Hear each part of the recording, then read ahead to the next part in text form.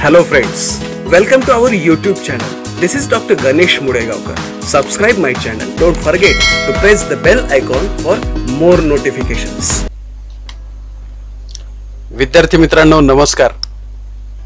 इयत्ता 12वी English HSC board solved activity sheet September 2021 यातील सेक्शन 2 अर्थातच पोएट्री सेक्शन हा पूर्णपणे सॉल्व करून मी तुमच्यासाठी या व्हिडिओमध्ये घेऊन आलेलो आहे.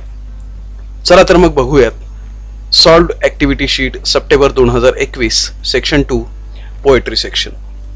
Section 2 poetry section, it is being entitled as poetry and appreciation. या सेक्शनचं नाव आहे poetry and appreciation. Question number 3A, read the extract and complete the activities given below. 10 marks. आणि हा कंप्लीट सेक्शन जो आहे तो आहे 14 मार्क्स साठी. आपण आपल्या अभ्यासक्रमामध्ये 6 पोएम्स अभ्यासतोय. कोविड सिच्युएशन मुळे 2 पोएम्स जे आहेत ते डिलीट करण्यात आलेले आहेत. तर 6 पोएम्स आपण अभ्यासतोय. त्यापैकी एक पोएम या ठिकाणी आपल्याला दिसते. कुठली पोएम आहे वाचल्यानंतर तुमच्या नक्कीच लक्षात येईल. He felt the cheering power of spring. It made him whistle, it made him sing. His heart was mirthful to excess, but the rover's mirth was wickedness. His eyes was on the Inchcape float. Quoth he, my man, put out the boat and row me to the Inchcape rock, and I will pluck the abbot of Aberbrothock. विद्यार्थी मित्रांनो, तुमच्या लक्षात आलं असेल की ही कविता आहे 2.3 Inchcape rock. ही कविता आणि हे सर्व स्टांजाज तुम्ही एकदा शांतपणे व्यवस्थित वाचून घ्यायचे. यातील फर्स्ट क्वेश्चन आहे A1, rewrite the following sentences as per their occurrence in the extract. म्हणजे ही कविता तुम्ही वाचल्यानंतर तुम्हाला यातले इन्सिडन्सेस एका प्रॉपर सिक्वेन्समध्ये पाहायला मिळतील. तो प्रॉपर सिक्वेन्स तुम्हाला सांगायचा आहे. Sir Ralph cut the Inchcape bell. Sir Ralph asked his men to row him to the Inchcape rock. The Inchcape bell sank down. Sir Ralph kept his eye on the Inchcape float. विद्यार्थी मित्रांनो, याच YouTube channel वरती तुम्हाला Inchcape rock चा जो पूर्ण video आहे तो उपलब्ध आहे. ते तिथे सुद्धा जाऊन कंप्लीट पोएम तुम्ही जी आहे ती पाहू शकता. कंप्लीट पोएट्री अंडरस्टँडिंग तुम्हाला येऊ शकते. So here is what your answer is. याचं काय बरं उत्तर? Sir Ralph kept his I on the Inchcape float. Then second, Sir Ralph asked his man to row him to the Inchcape rock. Sir Ralph cut the Inchcape bell, and finally the Inchcape bell sank down. 4, 2, 1, 3 या पद्धतीने हा sequence या ठिकाणी आहे. Next question A2, but the rover's mirth was wickedness. Explain the line in your own words. विद्यार्थी मित्रांनो, हे माझं सजेस्टिव्ह आन्सर आहे. तुमचं आन्सर यापेक्षा वेगळं असू शकतं. A3, those men who do wrong things meet with due punishment. Express your point of view on the above statement. या ठिकाणी सुद्धा जे आहे ते मी माझं सजेस्टिव्ह आन्सर या ठिकाणी दिलेले आहे. काय बरं प्रश्न की तुम्ही जर चुकीच्या गोष्टी करत असाल तर एक दिवस तुम्हाला त्या चुकींची शिक्षा जी आहे ती मिळतेच.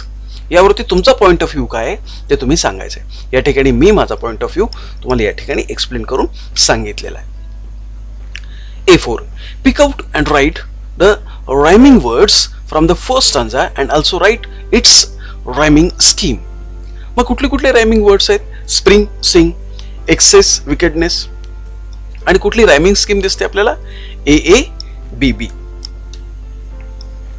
A5, compose 4 poetic lines of your own on a memorable evening on a beautiful beach. आता इथे एक एक्झाम्पल मी तुम्हाला दिलेलं आहे. ओके, हे एक्झाम्पल तुम्ही पाहू शकता. या पद्धतीने कुठलंही एक एक्झाम्पल तुम्ही सॉल्व्ह करू शकता, लिहू शकता. Our next part is question number 3B is an appreciation of the poem. Write a poetic appreciation of the poem given below. When I had money, oh, I knew no joy till I went poor. आणि ही complete poem तुम्ही read करू शकता. 2.6 मनी. विद्यार्थी मित्रांनो, पैसा असल्यानंतर आणि नसल्यानंतर, गरीब आणि श्रीमंत यांच्यासाठी पैसा कसा महत्वाचा आहे यावरती भाष्य करणारी ही पोएम आहे. खरं तर तुमच्या एक गोष्ट लक्षात आली असेल की जी पोएम तुम्हाला क्वेश्चन नंबर 3A मध्ये विचारलेली ती परत क्वेश्चन नंबर 3B मध्ये विचारली जाणार नाहीये. म्हणजे थोडक्यात 6 पोएम जे आहेत त्या तुम्हाला वेगवेगळ्या पद्धतीने विचारल्या जातील, 2.1 to 2.6. विद्यार्थी मित्रांनो, जेव्हा आपण ॲप्रिसिएशन एखाद्या पोएमचं लिहितो तेव्हा कुठले कुठले पॉइंट्स कन्सिडर करायचे.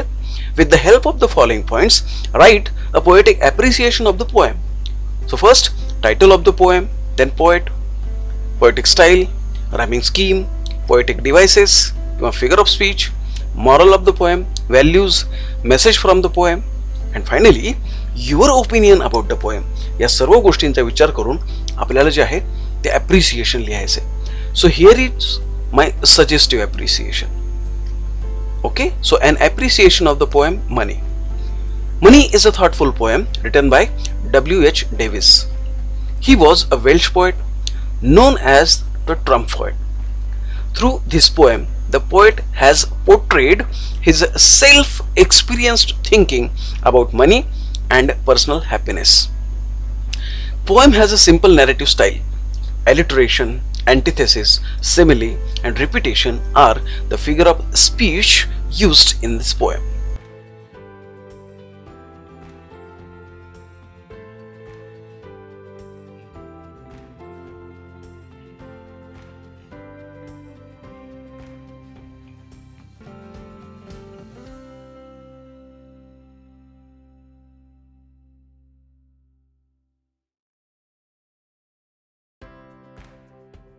विद्यार्थी मित्रांनो, जर तुम्ही आत्तापर्यंत हा व्हिडिओ लाईक केला नसेल तर व्हिडिओ नक्की लाईक करा.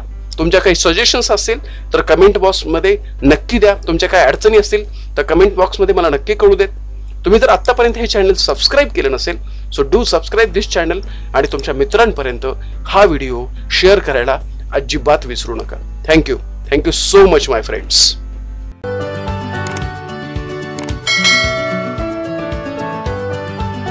Hello friends, welcome to our YouTube channel. This is Dr. Ganesh Mudegaonkar. Subscribe my channel. Don't forget to press the bell icon for more notifications.